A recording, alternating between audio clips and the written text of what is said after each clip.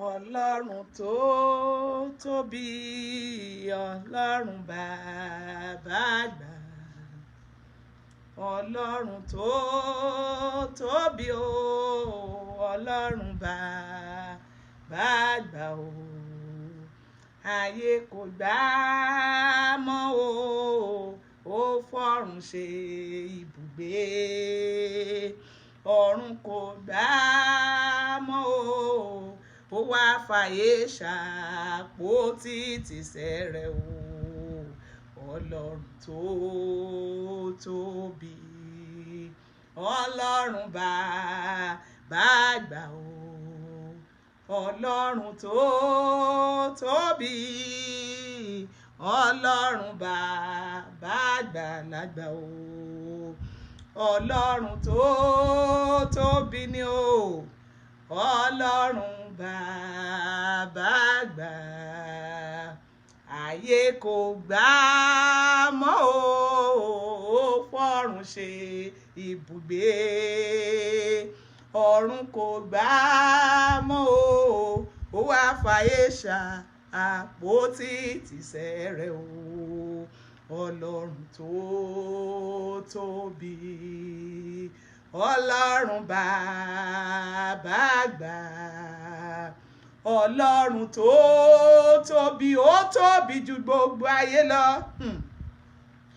Ọlọ́run tó tóbi, ó tóbi ju àwọn Fúlàní lọ nílẹ̀ Yorùbá. Èké súdà mákàyà ká ilé kàdábàṣà ilé àdá.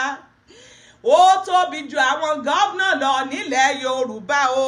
Ọlọ́run tó tóbi o, Ọlọ́run bàbá àgbàlagbà. Ọlọ́run tó tóbi, Ọlọ́run bàbá àgbà o. Ayé kò gbà á mọ́ o, ó wá fọ̀run ṣe ibùgbé. Ọ̀run kò gbà bàbá mímọ́ o, ó tún wá fàyè àpótí tìsẹ̀ rẹ̀ o. Ọlọ́run tó tóbi. Waka kuku seke daka ili makaye ke dahulia. Eli maka sede makaye ke dapo ya kahili kawadasa hulia dabare. Imata ulike de bosa kayaka imata kadeli masaye ke watadu ilia. Eli boye ke rakada ilia ukasa kaiye ke makawata ulika yederi abo. Ekaka kuku seke makade yaka to ilia kayeke wakasa hulia. Ikakada hulia adaba yeke matado ili akaderi boyeke sada ili wakada iliba.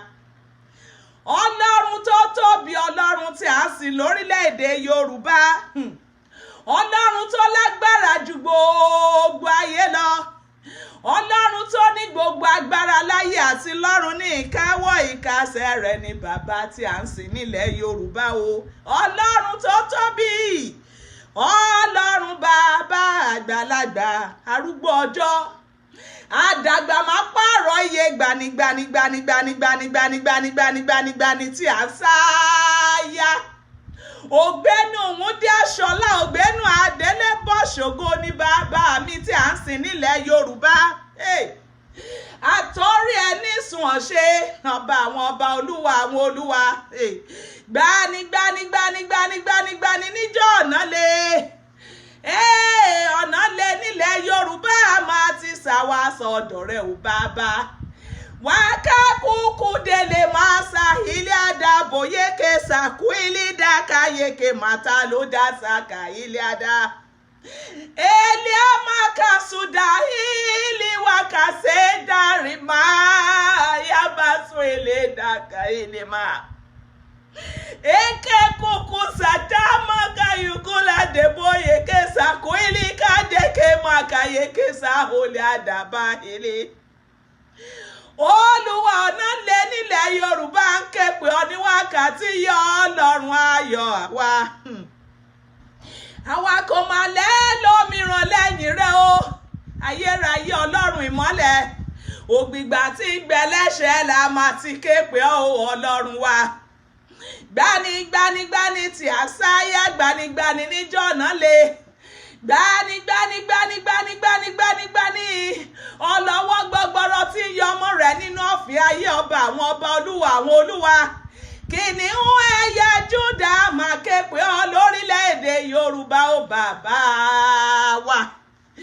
Eke suku damaka hili kawata dahuli akadaboye kesaka duhili. Eke suku daka maka hili wadabu saka hili debayaka hili adabu hili asata hili da. Makuku yeke satuli masa hili matatu hili kayeke rada masatu hili ba. Emata kuyekeza kuhili ili kadusa hili makayeke matata hulia eli dabusaka ili yedaba makaso ele kadeya matatu ili dabo imata kusata ili kasaka ye matatu ili Elio wakasuku dekeli abasaka yete dakusa hilima Elimata kuku dekese liada boseke yakasuku daka hili amadebura Wata kuku de yekasuilika Elia matoda kasa hiliwa Imakatu kude yekese kudahilia Ima ilika sude maka ilika sahili adawa kata dula dabosele debo mata dule keda sawaka ilia elia la kada boseke ya kada sukute ke ya kaliki da masa ilia daboleke. Lord Almighty, we have no other way, Lord. You. We have no other name to call upon on behalf of Yoruba land. But we know that we have you. We have no power to rescue Yoruba land from Hausa and from the enemies. But we have you. And we believe that you hold the power in heaven and on earth. We know, Lord, that you hold our land, Yoruba nation, in your hands. Lord, we know that you are the beginning and you are the end of Yoruba nation. We know that we use the opportunity. We misuse the opportunity that was given to us in Yoruba land. But because we have you, because of your blood that was shed on the Calvary, Lord, for our iniquities. Because of your precious blood that was shed on the Calvary, for the remission of our sin. Forgive us of all we have done in Yoruba nation. Forgive us, Lord, of the innocent blood that has been shed in Yoruba land. We know that we are suffering for this in Yoruba land. Forgive. We, the innocent one, we are suffering. We are suffering for the sins that the governors, the obas, the monarchies, the senators, we are suffering. We, the innocent one, are suffering for their sins. For the sins that they have committed, for the blood of innocent one that they have shed in Yoruba nation. Daddy, remember your word that says that you will have mercy on us. Have mercy, Daddy. We are here before you again. This is the day 4 of 7 days prayers for Yoruba nation. This is therefore, Daddy, have mercy. Let our prayers be answered on behalf of Yoruba nation. Let our prayers be answered, oh Lord, on behalf of Yoruba nation. Have mercy. Be merciful unto us and give us second chance in Yoruba nation. In the name of Jesus Christ. Thank you, Father. Thank you, Lord. Thank you, El Shaddai. Thank you, Almighty God. Thank you for your love. Thank you because you said you will have mercy on those whom you will have mercy on. Thank you because you will have mercy on us in Yoruba nation. Thank you because you will give us a second chance in Yoruba nation. Thank you because you will give us peace, divine peace. That you said in your word, that your peace you have given unto us in Yoruba nation, not as the world giveth. We thank you because you will give us another chance. We thank you because we give us divine peace from above in Yoruba nation. Thank you, Daddy Lord. Thank you, Almighty God. We will forever praise your holy name. In Jesus' name, we worship. Thank you, Father. Thank you, King of Kings. Hello, my people, my mothers, my brothers, my fathers, grandmother, grandfather. Thank you all for coming today again to the fourth day of 7 days prayers for Yoruba nation. We know that the Lord will answer us. He will answer us because he said in his word that we should call upon him in the days of trouble, that he will answer us. We thank God because he's going to answer us. We will call upon him again today and he will answer us. We will call upon him 7 days. We have 3 days more after today. Next week, Saturday and Sunday. And upper Saturday on the 13th of March. That's the last day of the 7 days prayers. I really appreciate all of you that has been coming. I give God all the glory for your life. I thank God for strengthening you all. I bless the name of the Almighty God. Thank you for not being tired of coming to pray on this mountain. Thank you for not ignoring me. That what is she going to, what kind of prayer is she going to pray? Please, I beg, I ain't got time for that. Thank you. Thank you for taking our Yoruba nation serious. Ọmọ bá ń jẹ́ ọmọ bá ń sùn ta nílẹ̀ Yorùbá. Ọmọ ẹlẹ́ran jẹ egungun nílẹ̀ Yorùbá.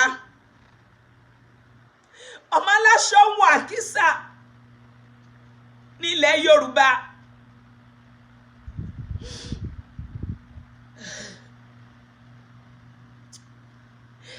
Nílùú ara wa, in our country, we are not free to go out because the honor of the country, of the nation, of Yoruba nation are being sold out to strangers.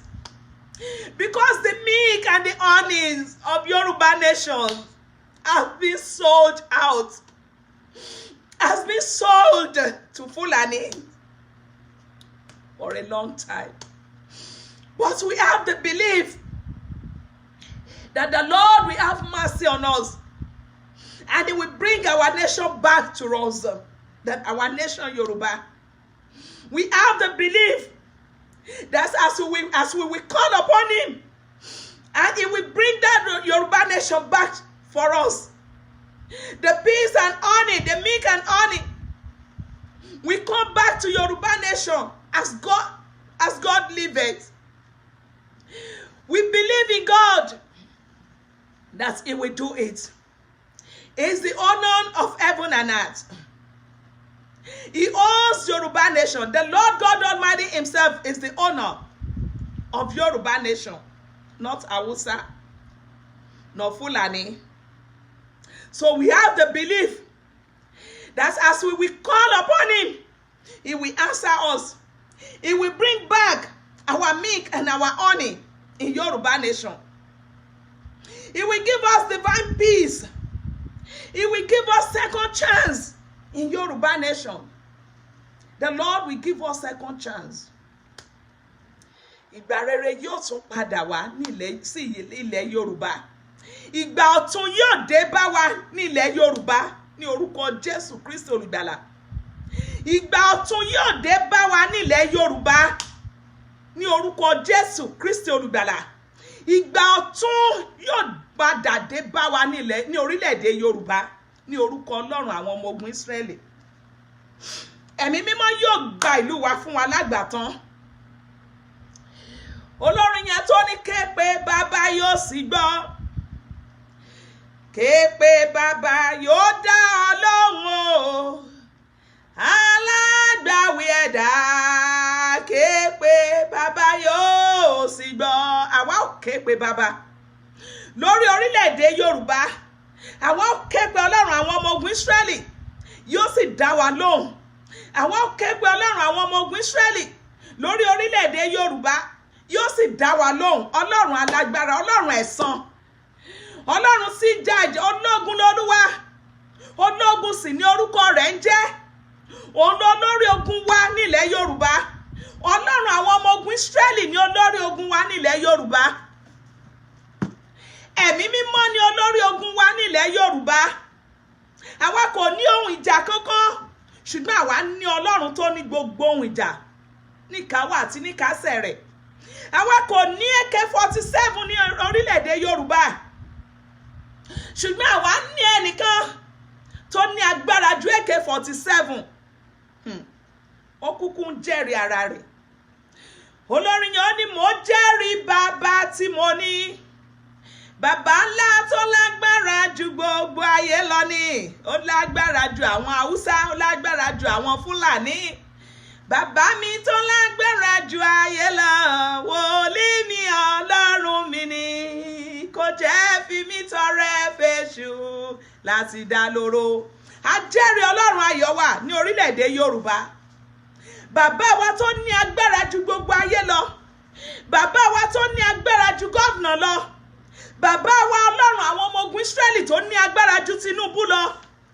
Ọlọ́run ọ̀rọ̀ àti ìyè, ìbẹ̀rẹ̀ ohun gbogbo àti òpin ohun gbogbo. Ẹni tí ó lágbára ju àwọn ọba lọ, tó lágbára ju Buhari lọ. Ọlọ́run ọ̀rọ̀ àti ìyè, ẹni tó ní agbára ju Ṣèyí Mákindé lọ. Ẹni tó lágbára ju gbogbo àwọn governors lọ. Ẹni tó lágbára ju gbogbo àwọn lọ́ba lọ.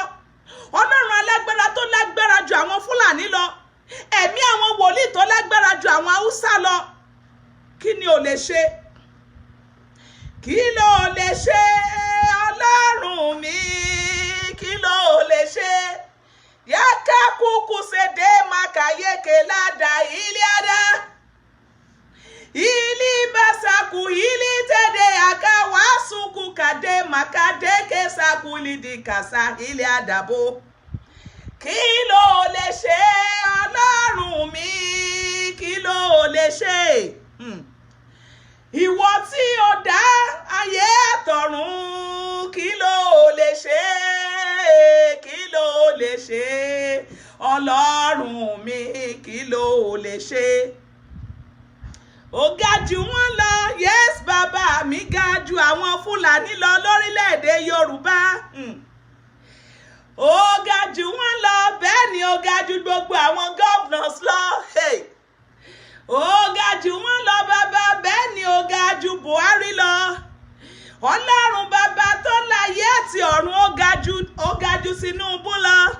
Ó ga Jésù lọ, Ọlọ́run mi ó ga Jésù lọ. Ìwọ tí ó dá ayé àtọ̀run ó ga Jésù lọ. Ó ga Jésù lọ, Ọlọ́run mi ó ga Jésù lọ.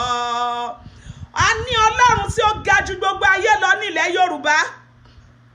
A ní Ọlọ́run tí ó ga jù gbogbo àwọn ní AK-47 lọ. A ní Ọlọ́run tí ó ga jù àwọn Fúlàní lọ ní orílẹ̀-èdè Yorùbá. A ní Ọlọ́run tí ó ga jù gbogbo Haúsá lọ ní orílẹ̀-èdè Yorùbá. A ní Ọlọ́run tí ó lágbára jù gbogbo àwọn ọba lọ ní orílẹ̀-èdè Yorùbá. a ní ọlọ́run tí ó lágbára ju àwọn gómìnà lọ lórílẹ̀‐èdè Yorùbá. A ní ọlọ́run tí ó lágbára ju olórí orílẹ̀‐èdè Yorùbá tí ṣe Buhari. A ní ọlọ́run tó ga jù lọ. A ní ọlọ́run tó lè ṣe ohun gbogbo. Ọba tó ní ohun gbogbo tó sì lè ṣe ohun gbogbo. Òun la kọ́dà, òun la ṣẹ̀dá, òun la dẹ́dá, kò fi wá sílẹ̀ rí, kò sì ní fi wá sílẹ̀ ní orílẹ̀‐èdè Yorùbá. Bí a ti képe lónìí yóò tún dá wa lóhùn. A máa képe lọ́jọ́ gbogbo yóò sì máa dá wa lóhùn.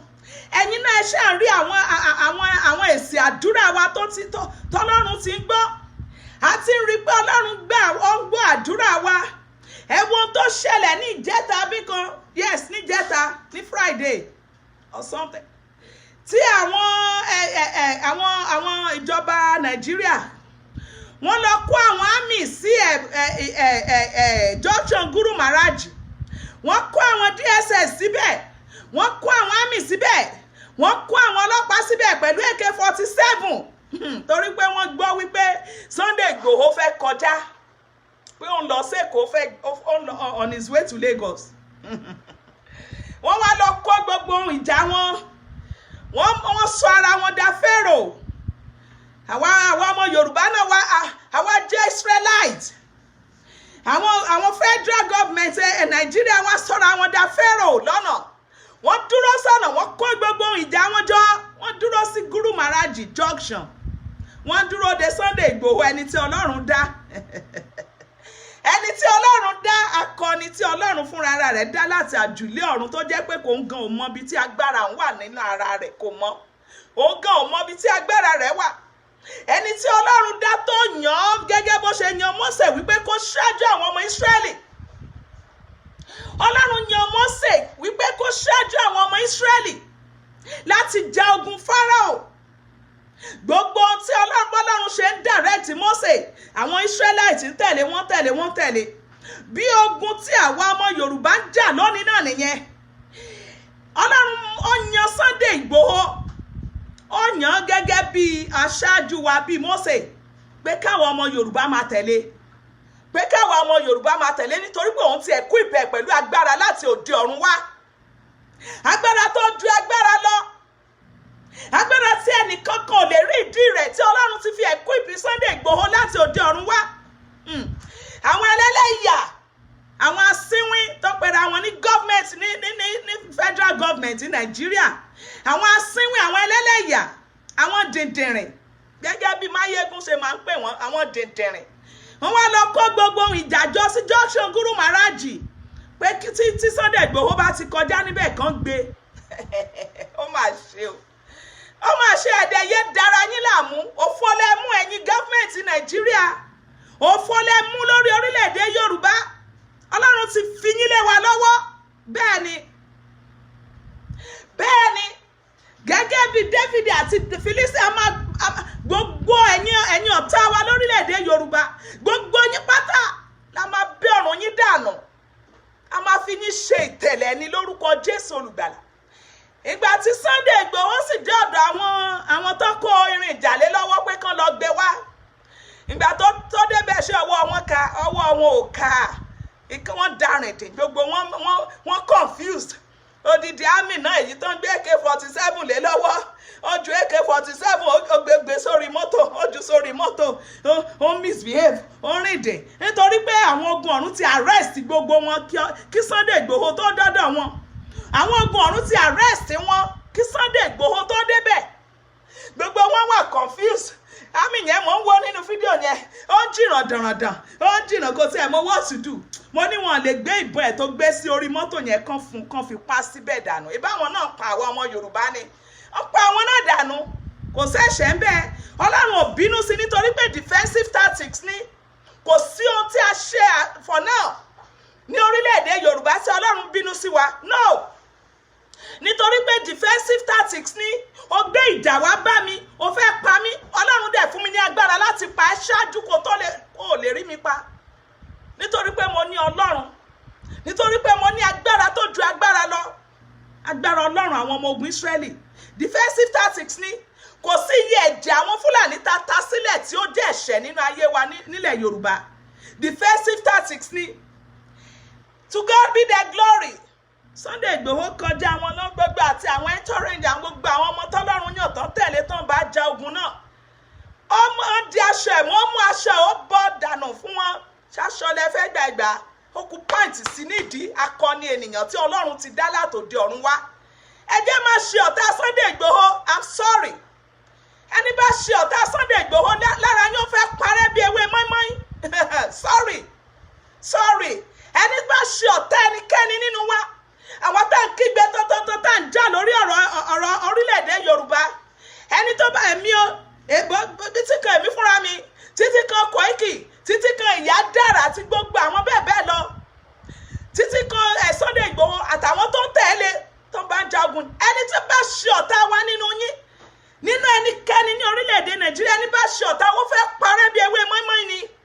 Nítorí pé greater is he that is in us than he that is on this earth. Títóbi ni ẹni tó gbé inú wa ju ẹni tó gbé inú ayé lọ. Tí Ọlọ́run kò bá fi rán wa àní ṣe. Ọlọ́run ló fi rán wa. A kì í bẹ̀rù ẹni tó rán ni níṣẹ́ àbí a kì í bẹ̀rù ẹni tí a máa jẹ́ iṣẹ́ fún. Ẹ̀rù ẹni tó rán ni níṣẹ́ òun la máa bà. Kì í ṣe ẹ̀rù ẹni tá a máa jíṣẹ́ fún.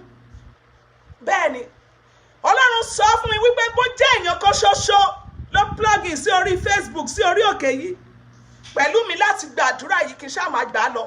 Bó jẹ́ èmi nìkan ni bí èèyàn kan kò plug in kí n máa gbà á lọ, and I will. Nothing will stop me. I will continue to fight this battle for our nation, Yoruba nation, until our better become best. Until tí Ọlọ́run gbé ìjọba yẹn lé wa lọ́wọ́ báyìí. Ní stop, no stop. No stopping, no looking back. Sunday Igboho kọjá lára wọn. Wọ́n jà ó sọ fún wọn pé tó bá jẹ́ ìjà ó yá. Màá lù gbogbo yín pa nítorí pé Ọlọ́run ti fún ní agbára. Nítorí pé àwọn ogun ọ̀run náà bá já ìjà nì. Àwọn ogun ọ̀run ìkẹ́ ìmọ̀ye náà wà pẹ̀lú Sunday Igboho àti gbogbo àwọn tó tẹ̀lé tó ń bá já ìjà ni. Àwọn ogun ọ̀run tí ẹ lè fojú rí. Àwọn náà wọ́n equip wọn, wọ́n tẹ̀lé wọn from time to time. Tó ń bá wọn já ogun yẹn. Shame on DSS and all the soldiers and all the armies and all the policemen. Tán lọ dúró tán lọ dènà de Sunday Igboho níjọ́ Friday. Shame on all of you. Àti bàbá yín Buhari àbí Tinubu ẹ̀fẹ̀ tó rán yín bó jẹ́ Ṣèyí Mákindé. Shame on all of you because you failed woefully and you will continue to fail until tí Ọlọ́run máa gba ìjọba yẹn fún wa lágbàtán. Àní dákẹ́. Àsì ní sinmi. Until our better become best. No looking back. Jésù á wà pẹ̀lú wa. Gbogbo ẹ̀yin tí Ọlọ́run bá fi sí lọ́kàn láti join wa gba àdúrà yìí. Ẹ gbà o. Ẹ jẹ́ ká máa gbà o. Ẹ jẹ́ ká máa gbà day and night.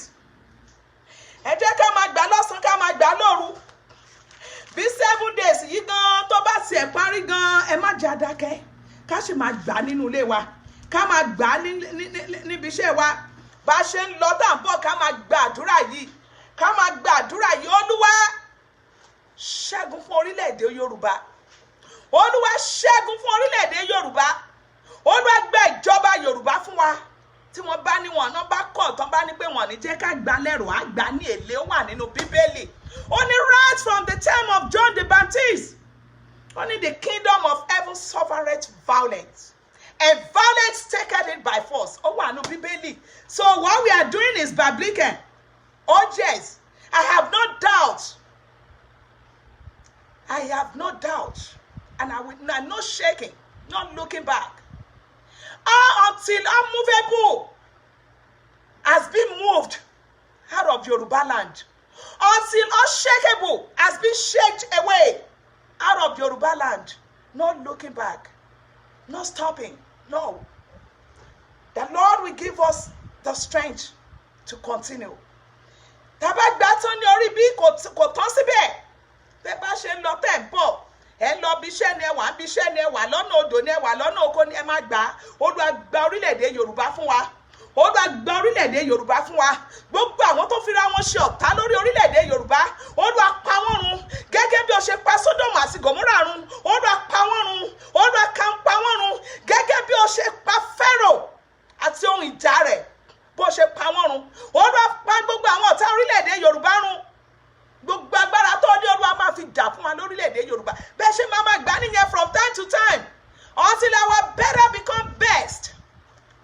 getting it. We almost there. We almost there. Bẹ́ẹ̀ni, olórin yẹn tó ní Kristi Balógun wà níwájú ogun. Ó tilẹ̀ rẹ̀. A ó tẹ̀lé títí. A ó tẹ̀síwájú. A ó kọrin yẹn. A ó kọrin yẹn lágbára Jésù ká tó ṣe tán. Màá wá ìwé yẹn sìn. Come with me now to read the book of Psalms, Psalm 121, that the Lord gave us to fight the battle for Yoruba nation. Psalm 121, I read, I will lift up my eyes unto the hills, from whence cometh my help. Èmi ò gbé ojú mi sí orí òkè wọn ni. Àwa ò gbé ojú wa sí orí òkè wọn ni nílẹ̀ Yorùbá. Níbo ni ìrànlọ́wọ́ wá ti wá ìrànlọ́wọ́ wá ti ọwọ́ Olúwa wá tí ó dá ọ̀run òun ayé òkè yóò jẹ́ kí ẹsẹ̀ wa kí ó yẹ̀. Ẹni tí pa wá mọ́ kì í tòògbé bẹ́ẹ̀ ni ẹni tí pa Ísírẹ́lì mọ́ kì í sùn bẹ́ẹ̀ ni kì í tòògbé. Olúwa ni olùpamọ́ wa tó bá ní máa kà á from time to time. Don't stop. A ó ké pé yóò dá wa lóhùn. Àwa gbé ojú wa sí orí òkè wọn ni yóò sì dá. A ó ké pé yóò sì dá wa lóhùn. Bẹ́ẹ̀ ni, verse 2. Our help in Yoruba nation. Our help cometh from the Lord which made heaven and earth. He will not suffer our foot to be moved. He that keepeth us in Yoruba land shall not slumber, will not slumber. Behold, he that keepeth Yoruba land, all Yoruba indigene, shall neither slumber nor sleep. The Lord is our keeper in Yoruba land. He is the shade upon our right hand in Yoruba land. The sun shall not smite us in Yoruba land. The sun shall not smite us by day, nor the moon by night. The Lord shall preserve every Yoruba indigene, everyone that are fighting that battle right now in Yoruba land, right from Sunday Igboho, and everyone that are fighting that battle in Yoruba land right now. The Lord shall preserve all of them. The Lord God Almighty shall preserve all of them. The Lord shall preserve them, every Yoruba indigene. The Lord shall preserve all Yoruba indigene. The Lord shall preserve everyone that are at the front line in Yoruba land, that are fighting the battle right now, from all evil, from the outside ones, from governors, from the federal government of Nigeria. The Lord will preserve all Yoruba nation from them. He shall preserve our soul, and the Lord will preserve our soul. Verse 8, the last verse. The Lord shall preserve our going out and our coming in Yoruba land, in Yoruba nation. The Lord will preserve our going out and our coming in. Oh, yes. And from this time and forth, and even forevermore, it will preserve us. It will preserve our going out and our coming in Yoruba land, from this time and forevermore. In Jesus' name, amen. Amen. Amen. In Jesus' name, amen. Let's begin to thank God.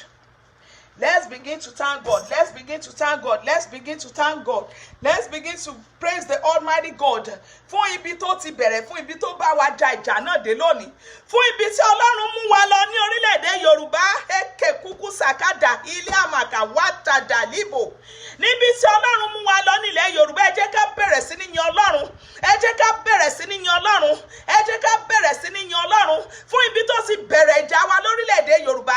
Fún ibi tó bá wa jà dé lónìí. Fún ibi tó ń jà lọ. Ní ibi tó mú wa lọ. Fún ibi tí Ọlọ́run ti mú wa wá lórílẹ̀-èdè Yorùbá. Fún ibi tó mú wa dé lọ́jọ́ òní. Fún ibi tó tún mú wa lọ. Ẹ jẹ́ ká bẹ̀rẹ̀ sí ní yin Ọlọ́run. Ẹ jẹ́ ká bẹ̀rẹ̀ sí ní yin Ọlọ́run. Ọba àwọn ọba, Olúwa àwọn olúwa, ọ̀rọ̀ tí gbénu ọmọ ènìyàn tí fọ̀n. Olórí ayé, àdàgbà má pààrọ̀ ìjì, àdàgbà má tìpá. Ọlọ́run gbogbo àgbáyé, Ọlọ́run gbogbo ẹlẹ́ran ara, ìbẹ̀rẹ̀ ohun gbogbo àti òpin ohun gbogbo. Ìbẹ̀rẹ̀ wa ní orílẹ̀-èdè Yorùbá àti òpin wa ní orílẹ̀-èdè Yorùbá. Ọlọ́ba tó mọ̀ wá, ọlọ́ba tó mọ̀ wá. Ọlọ́run gbogbo agbára ni, alágbádá iná ni, aláwọ̀ tẹ́lẹ̀ oòrùn ni. Kò sọ́ba bí rẹ̀, kò sí ẹnìkan bí rẹ̀, kò sí ẹ̀dá bí rẹ̀. Ọlọ́run Ọlọ́run yẹn ṣe sọ wípé kò ṣẹ̀dá bí rẹ̀. Kakuku sakadele masada huliaba. Kò má ṣẹ̀dá bí rẹ̀ Ọlọ́run mi. Hey. Nínú gbogbo alágbára nínú ayé lórílẹ̀-èdè Nàìjíríà, kò má ṣẹ̀dá bí rẹ̀ Olúwa mi o.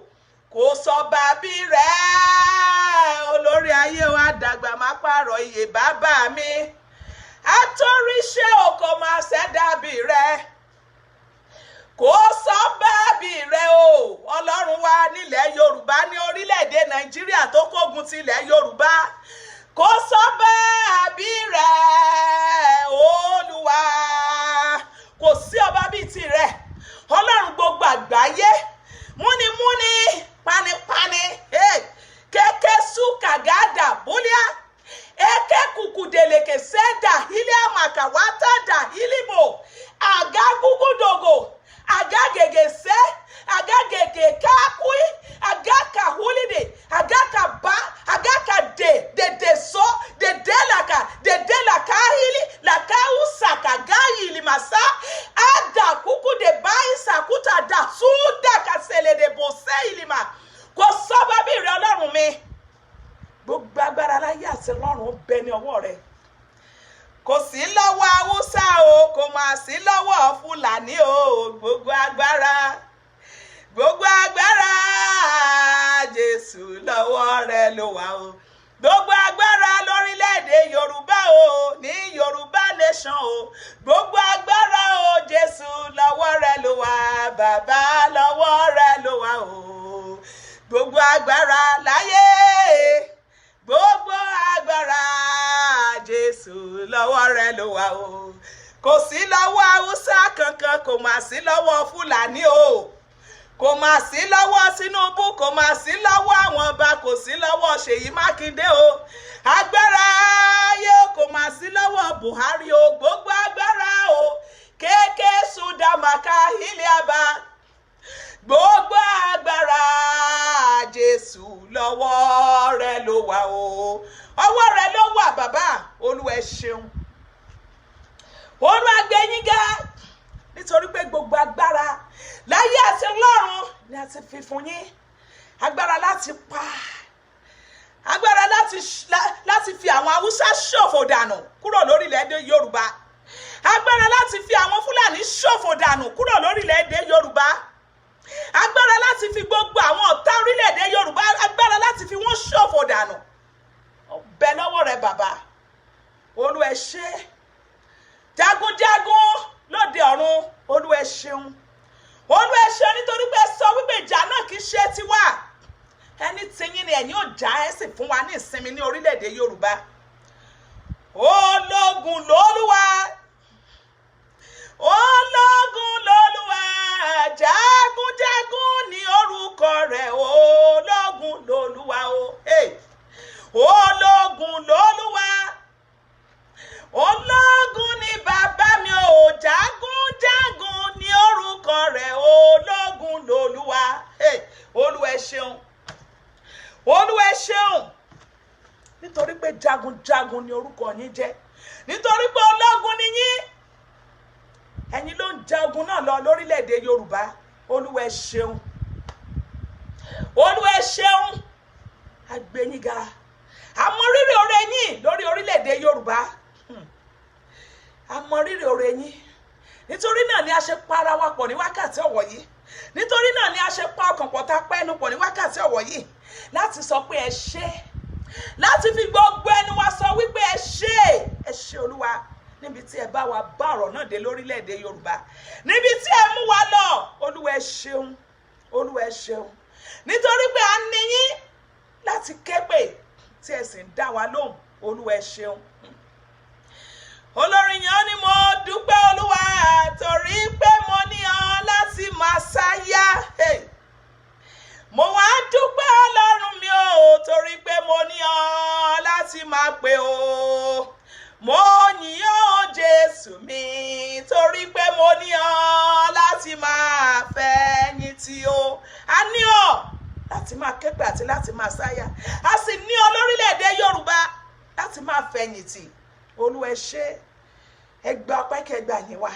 ní orúkọ jésù kristi olúwa àti olùgbàlà wa àmín àmín àmín ní orúkọ jésù àmín a lọ gbàdúrà yìí báyìí wípé olúwa gbogbo àtẹnijà tó ń jà wá ní orílẹ̀-èdè yorùbá ẹ rántí láti gbé bíbélì yín dání o, ṣe mọ̀ pé ohun ìjà wà nìyẹn, ẹ gbé dání o, ẹ rántí láti gbé báìbù yín dání. Gbogbo ogun tó ń jà wá, àdúrà tó next ni mò ń pè yẹn, gbogbo ogun tó ń jà wá ní orílẹ̀-èdè Yorùbá, gbogbo ogun ẹ̀yìn tó ń jà wá ní orílẹ̀-èdè Yorùbá, Olúwa ẹ fi wọ́n ṣòfò dànù.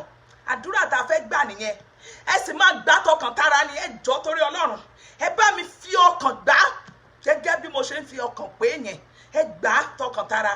Àdúrà wa máa gbà, ẹ pe orúkọ Jésù pẹ̀lú àrá pẹ̀lú iná tó níná nínú, ẹ wá pe Olúwa gbogbo ogun àtẹ̀yìnjà èyí tó jáde tó ń ja orílẹ̀-èdè Yorùbá lọ́wọ́lọ́wọ́, Olúwa fi wọ́n ṣòfò dànù, àti àwọn èyí tó ti wà níbẹ̀ tipẹ́ ni, àti àwọn ogun tuntun tó ṣẹ̀ṣẹ̀ dé tí gbogbo wọn wá fọwọ́sowọ́pọ̀ lórílẹ̀ Yorùbá tí wọ́n ń já ilẹ̀ ọmọ Yorùbá lógun.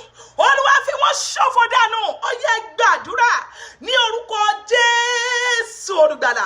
Olúwa o, Ọlọ́run Joseph Ayọ̀ Babalọ́lá, Ọlọ́run mẹ́dáyé ṣe, Ọlọ́run bàbá àkàndélẹ́dẹ́, mo kégbọ́ ní wákàtí ọ̀wọ̀ yìí. Olúwa gbogbo ogun àtẹ̀yìnjà, gbogbo ogun ẹ̀yìn èyí tó dìde sí orílẹ̀-èdè Yorùbá, Olúwa fi wọ́n ṣòfò dànù. Gbogbo ogun ẹ̀yìn èyí tó dìde sí orílẹ̀-èdè Yorùbá, Olúwa fi wọ́n ṣòfò dànù. Olúwa fi wọ́n ṣòfò dànù. Olúwa fi wọ́n ṣòfò dànù. Gbogbo ogun ẹ̀yìn èyí tó dìde sí orílẹ̀-èdè Yorùbá, gbogbo ogun tó ń ja Yorùbá, tó ń ja orílẹ̀-èdè Yorùbá, gbogbo àwọn tó ń ja orílẹ̀-èdè Yorùbá lógun, Olúwa fi gbogbo wọn ṣòfò dànù. Olúwa fi gbogbo wọn ṣòfò dànù. Gbogbo àwọn tí wọ́n dìde tí wọ́n fi ra wọn ṣe ọ̀tá fún orílẹ̀-èdè Yorùbá, Olúwa fi wọ́n ṣòfò dànù.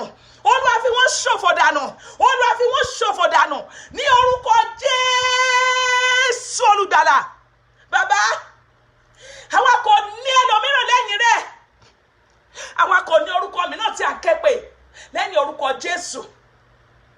Ó ní kí a ké pè ọ́ wípé ìwọ dá wa lóhùn. Ó ní àṣepá ní wákàtí yìí bàbá, gbogbo ogun tó ń ja orílẹ̀-èdè Yorùbá, Olúwa fi wọ́n ṣòfò dànù. Gbogbo ogun àtẹ̀yìnjà èyí tó dìde sí orílẹ̀-èdè Yorùbá, ogun Haúsá ni, ogun Fúlàní ni, Olúwa fi wọ́n ṣòfò dànù.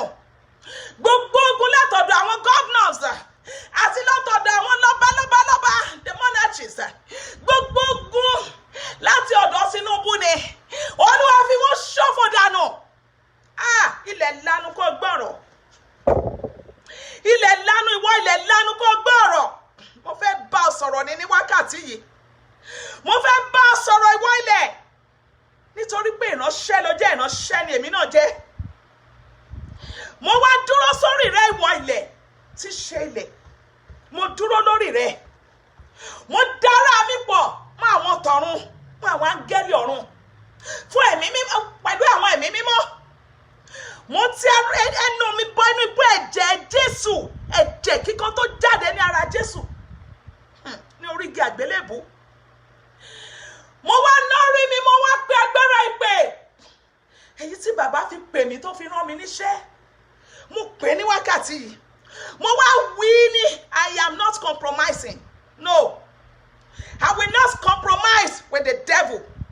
With the enemies of Yoruba land, I will not compromise. Mo wí ní orúkọ Jésù Kristi ti Násárẹ́tì wípé gbogbo ẹ̀yin ogun, ẹ̀yin tẹ́ dìde ogun sí orílẹ̀-èdè Yorùbá, lórúkọ Jésù ẹ lọ ṣòfò dànù. Kásù hílídà Ekesù gádàbọ̀ sẹ́kẹ̀ hílí kàkàdù hílíkẹ̀mà.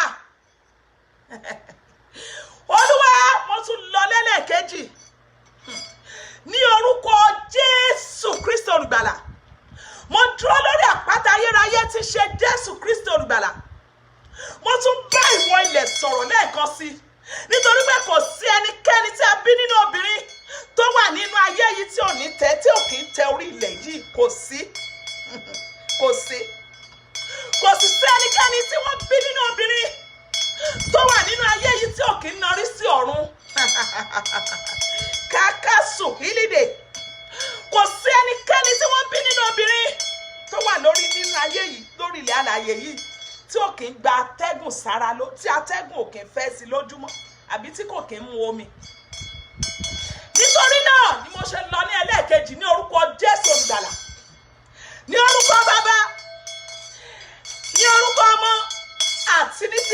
mímọ́ mo wá pè é wípé gbogbo ẹ̀yin ọ̀tá orílẹ̀-èdè Yorùbá bẹ̀rẹ̀ lórí àwọn governors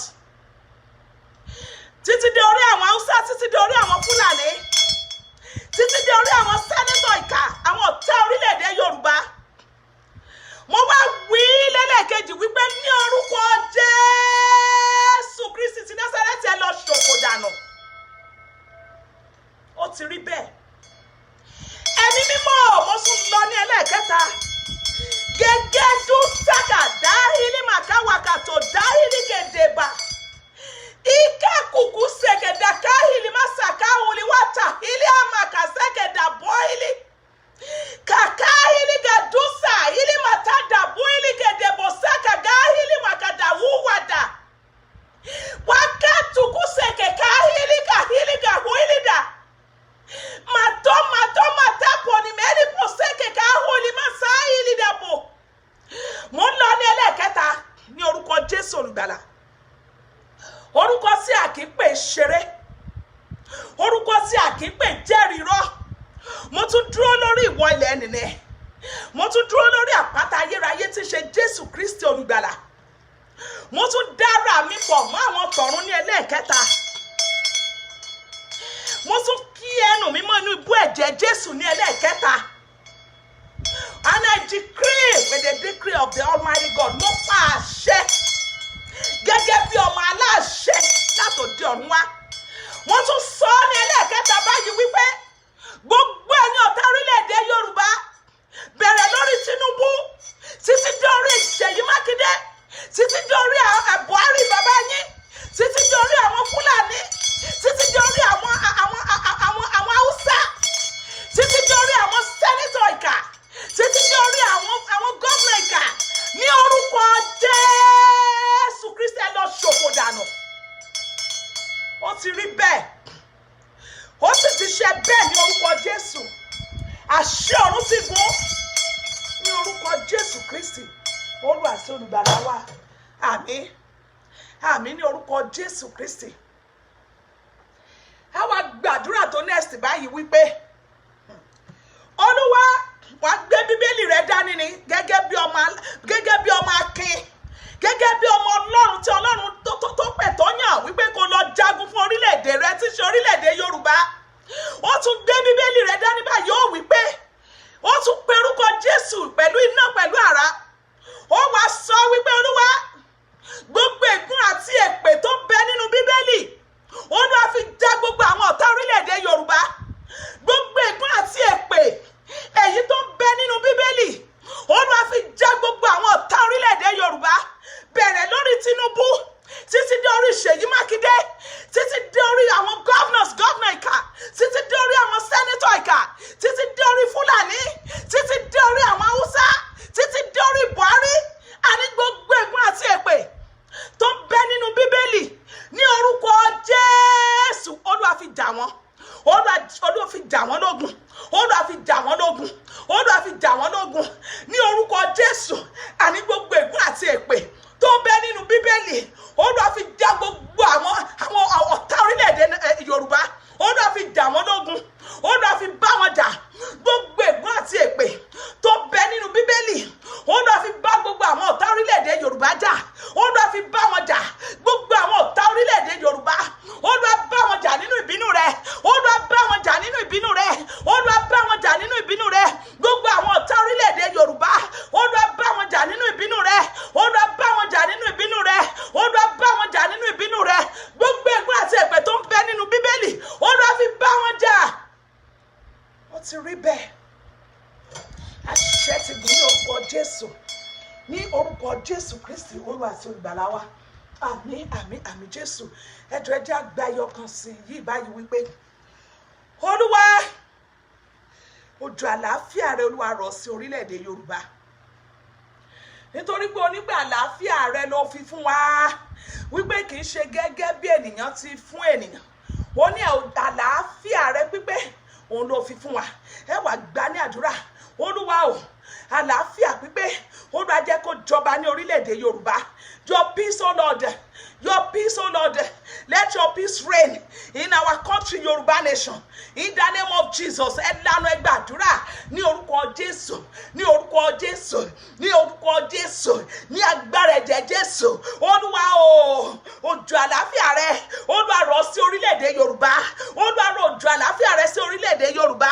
Olúwa rọ̀ òjò àlàáfíà rẹ sí orílẹ̀-èdè Yorùbá. Lord, we need your peace. Ìfọ̀kànbalẹ̀, àlàáfíà gbígbé àti ìfọ̀kànbalẹ̀. Olúwa jẹ́ kó jọba ní orílẹ̀-èdè Yorùbá. Olúwa jẹ́ kó jọba ní orílẹ̀-èdè Yorùbá.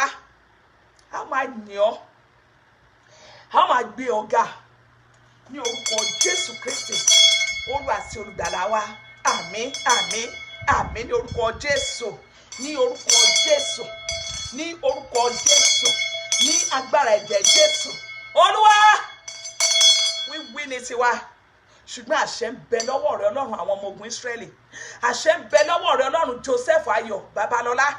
Olúwa, gbogbo èyí tí a ti bèrè, Olúwa fàṣẹ dáhùn. Ẹ̀mí mímọ́ fàṣẹ dá wa lóhùn. Ó ti rí bẹ́ẹ̀ o. Olúwa mú gbogbo àdúrà wa wọ ilé àṣẹ lọ. Olúwa, Ọlọ́run ẹ̀mí mímọ́ mú gbogbo àdúrà wa wọ ilé àṣẹ lọ. Ẹ̀mí mímọ́ mú gbogbo àdúrà wa wọ ilé àṣẹ lọ. Thank you, Jesus. Thank you, Father Lord. Thank you, King of Kings. Thank you, Lord of Lords. For in Jesus' name we have prayed. Amen. Amen. Amen. In the name of Jesus. I love you all. Thank you for coming. I will see you again on Saturday, next week Saturday, which is March 6th. We're going to come up again for to pray for Yoruba land on March 6th and March 7th. And we're going to end it on March 13th. We are still continuing. We're still going to continue in prayer, praying for Yoruba nation. We will continue to pray for Yoruba nation until our better become best in Yoruba nation. We will not stop. We will not stop. We will not stop. Jesus Agbotiwa. I hope to see you again on Sunday, on Saturday and Sunday next week by God's grace. And please share the video on your contacts. Share the video on your contacts. Don't you love Yoruba nation? Don't you love your nation?